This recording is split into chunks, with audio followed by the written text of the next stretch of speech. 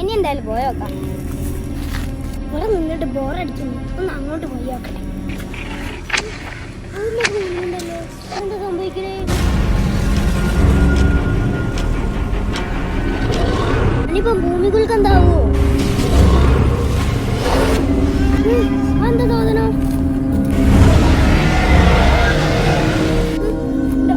Dinosaur പെട്ടല്ലോ, ഞാൻ കുടുങ്ങി.